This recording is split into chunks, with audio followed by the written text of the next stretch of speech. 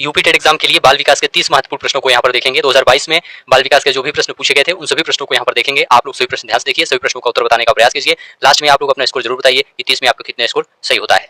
पहला प्रश्न आप सभी के सामने है, युयुत्सा है, ऑप्शन है कल्पना, संवेग, मूल प्रवृत्ति, चिंतन। युयुत्सा क्या है यहाँ पर आपको बताना है। देखिए दोस्तों, युयुत्सा एक मूल प्रवृत्ति है। क्या है? मूल प्रवृत्ति है, तो सी ऑप्शन राइट आंसर हो जाएगा। मूल प्रवृत्ति का सिद्धांत विलियम मैकडूगल ने दिया था। मैकडूगल ने 14 मूल प्रवृत्तियों, ध्यान रखिएगा, 14 मूल प्रवृत्तियों की सूची दी है। 14 मूल प्रवृत्तियों के बारे में बताया गया है, जिसमें आपका युयुत्सा एक मूल प्रवृत्ति है। इसके साथ में आपका पलायन हो गया, निवृत्त हो गया, पैतृक प्रवृत्ति हो गया, या संवेदना, जिज्ञासा, काम, आत्मस्थापना, ये सब क्या है? मूल प्रवृत्तियां हैं। तो यहां पर सी ऑप्शन आपका राइट आंसर हो जाएगा। बालकों के सामाजिक विकास को प्रभावित करने वाले तत्व हैं। बालकों के सामाजिक विकास को प्रभावित करने वाले तत्व कौन से हैं? सामाजिक विकास के बारे में पूछा गया है, तो सामाजिक परिवेश जन्य तत्व हैं। सामाजिक परिवेश जन्य तत्व बालकों के सामाजिक विकास को प्रभावित करते हैं, तो यहां पर बी ऑप्शन आपका राइट आंसर हो जाएगा। शारीरिक विकास का एक प्रमुख नियम निम्न में से कौन सा है? शारीरिक विकास का एक प्रमुख नियम द्रुतगामी विकास का नियम है, याद रखिएगा, द्रुतगामी विकास का नियम है। ठीक है, तो यहां पर पहला ऑप्शन आपका राइट आंसर हो जाएगा। निम्नलिखित में से कौन सा विकास का सिद्धांत नहीं है? कौन सा विकास का सिद्धांत नहीं है? परस्पर संबंध का सिद्धांत विकास का सिद्धांत है, निरंतर विकास का सिद्धांत यह भी है, समान प्रतिमान का सिद्धांत भी है, अनुकूलित प्रत्यावर्तन सिद्धांत यह विकास का सिद्धांत नहीं है। यहां पर सी ऑप्शन आपका राइट आंसर हो जाएगा, अनुकूलित प्रत्यावर्तन सिद्धांत। चलिए आगे बढ़ते हैं। विकास के परिणाम स्वरूप नवीन विशेषताएं और नवीन योग्यताएं प्रकट होती हैं, यह कथन किसने दिया है? देखिए दोस्तों, यह कथन हरलॉक का है, तो यहां पर बी ऑप्शन आपका राइट आंसर हो जाएगा, हरलॉक। हरलॉक के अनुसार विकास के परिणाम स्वरूप नवीन विशेषताएं और नवीन योग्यताएं प्रकट होती हैं, तो यहां पर बी ऑप्शन आपका राइट आंसर हो जाएगा। कोहलर अपने प्रयोग से यह सिद्ध करना चाहते थे कि अधिगम, कोहलर अपने प्रयोग से यह सिद्ध करना चाहते थे कि अधिगम समग्र परिस्थिति का प्रत्यक्षीकरण है। सी ऑप्शन राइट आंसर हो जाएगा, समग्र परिस्थिति का प्रत्यक्षीकरण है। किसने पाठ्य योजना की पंचपद प्रणाली प्रतिपादित किया है? किसने पाठ्य योजना की पंचपद प्रणाली प्रतिपादित किया है? तो देखिए दोस्तों, हर्बर्ट ने पंचपद प्रणाली का प्रतिपादन किया है, तो हर्बर्ट यहां पर बी ऑप्शन आपका राइट आंसर हो जाएगा। निम्नलिखित में ग्रंथियों के आधार पर व्यक्तित्व के विभिन्न प्रकारों की चर्चा किसने की है? तो देखिए दोस्तों, कैनन ने की है। कैनन ने ग्रंथियों के आधार पर व्यक्तित्व के विभिन्न प्रकारों की चर्चा की है, तो यहाँ पर कैनन आपका राइट आंसर हो जाएगा। ये सभी प्रश्न 2022 में पूछे गए हैं यूपी टेट एग्जाम में। सृजनात्मकता मौलिक परिणामों को अभिव्यक्त करने की मानसिक प्रक्रिया है, यह कथन किसका है? देखिए दोस्तों, यह कथन क्रो एम क्रो का है। डी ऑप्शन राइट आंसर हो जाएगा। सृजनात्मकता मौलिक परिणामों को अभिव्यक्त करने की मानसिक प्रक्रिया है, यह कथन क्रो एम क्रो का है। वी.एफ. स्किनर के अनुसार बच्चों में भाषा का विकास होता है। बच्चों में भाषा का विकास अनुकरण एवं प्रबलन के फलस्वरूप होता है, स्किनर के अनुसार। तो यहाँ पर पहला ऑप्शन राइट आंसर हो जाएगा। वी.एफ. स्किनर के अनुसार बच्चों में भाषा का विकास अनुकरण एवं प्रबलन के फलस्वरूप होता है, अनुकरण एवं प्रबलन के फलस्वरूप होता है।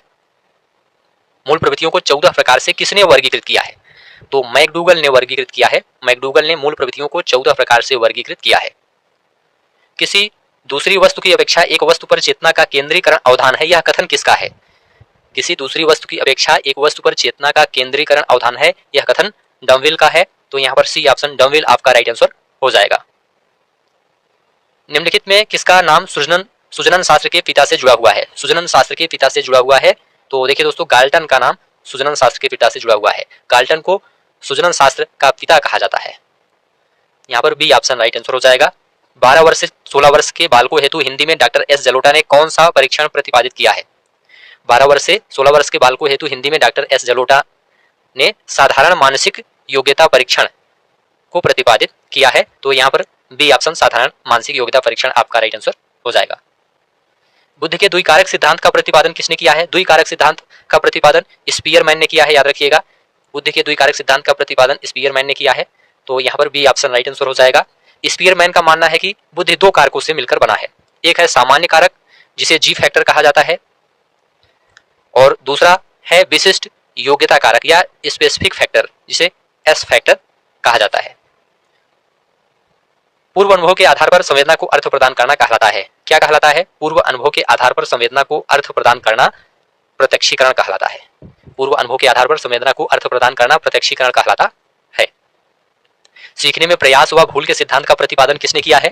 सीखने में प्रयास व भूल के सिद्धांत का प्रतिपादन थॉर्नडाइक ने किया है। तो यहाँ पर पहला ऑप्शन थॉर्नडाइक आपका राइट आंसर हो जाएगा।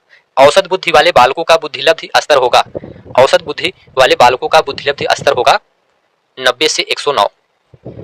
90 से 109 आपका राइट आंसर हो जाएगा। औसत बुद्धि वाले बालकों का बुद्धिलब्धि 90 से 109 होगा।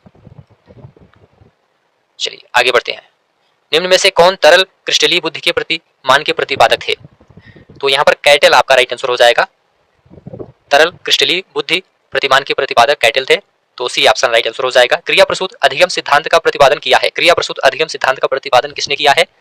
तो स्किनर ने किया है। यहाँ पर डी ऑप्शन राइट आंसर हो जाएगा। क्रिया प्रसूत अधिगम सिद्धांत का प्रतिपादन अमेरिकन मनोवैज्ञानिक स्किनर ने किया है। ब्लूप्रिंट निम्न में किसका महत्वपूर्ण घटक है? तो देखिए दोस्तों, परीक्षण निर्माण का, ब्लूप्रिंट में परीक्षण निर्माण का महत्वपूर्ण घटक है, तो यहाँ पर सी ऑप्शन राइट आंसर हो जाएगा। विकास की पूर्व संक्रिया अवस्था निम्न में किसने दिया था? तो देखिए दोस्तों, पियाजे ने दिया था, याद रखिएगा, जीन पियाजे ने दिया था। विकास की पूर्व संक्रिया अवस्था जीन पियाजे ने दिया था। पियाजे ने संज्ञानात्मक विकास को 4 अवस्थाओं में विभक्त किया है। कौन कौन सी अवस्था है? पहला है संवेदी गामक अवस्था, जिसका समय जन्म से 2 वर्ष है। दूसरा है पूर्व संक्रियात्मक अवस्था, इसका समय 2 से 7 वर्ष है। तीसरा है मूर्त संक्रियात्मक अवस्था, इसका समय 7 से 11 वर्ष है। चौथा है औपचारिक संक्रियात्मक अवस्था, इसका समय 11 से 15 वर्ष है। तो यहाँ पर बी ऑप्शन राइट आंसर हो जाएगा। MPPI परीक्षण का उपयोग निम्न में किसके मापन में किया जाता है? MPPI परीक्षण का उपयोग दोस्तों व्यक्तित्व मापन में किया जाता है, तो यहाँ पर व्यक्तित्व आपका राइट आंसर हो जाएगा। चलिए नेक्स्ट है, अधिगम हेतु निम्न में क्या सर्वाधिक आवश्यक है? अधिगम हेतु निम्न में क्या सर्वाधिक आवश्यक है?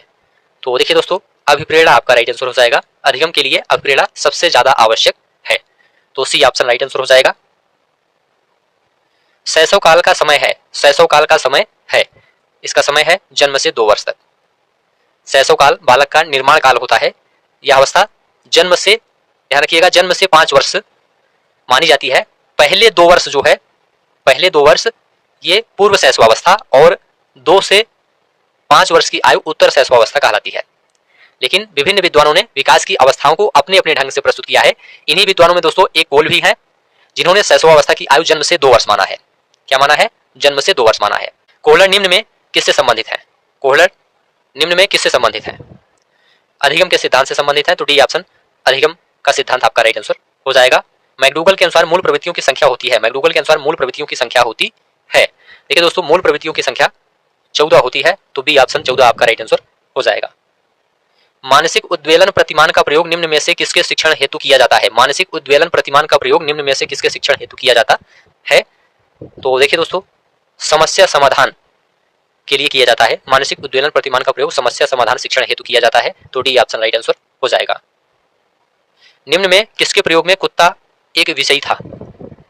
तो देखिए दोस्तों, पावलोव के प्रयोग में, पावलोव के प्रयोग में कुत्ता एक विषय था। यहाँ पर बी ऑप्शन पावलोव आपका राइट आंसर हो जाएगा। मौलिकता, नमनीयता तथा प्रवाह निम्न में किसके घटक हैं? मौलिकता, नमनीयता तथा प्रवाह निम्न में किसके घटक हैं? तो देखिए दोस्तों, सृजनात्मकता के घटक हैं। यहाँ पर बी ऑप्शन सृजनात्मकता आपका राइट आंसर हो जाएगा। मौलिकता, नमनीयता तथा प्रवाह सृजनात्मकता के घटक हैं, बी ऑप्शन राइट आंसर हो जाएगा। तो ठीक है दोस्तों, इस क्लास को यहीं पर समाप्त करते हैं। आप लोग जल्दी से कमेंट करके बताइए 30 प्रश्नों में आपका कितना स्कोर सही हुआ है। उम्मीद है यह क्लास आपको अच्छा लगा है। अच्छा लगा तो चैनल को सब्सक्राइब कीजिए, दोस्तों शेयर कीजिए और कमेंट में लिखकर जरूर बताइए। इस क्लास को देखने के लिए आप सभी का बहुत बहुत धन्यवाद।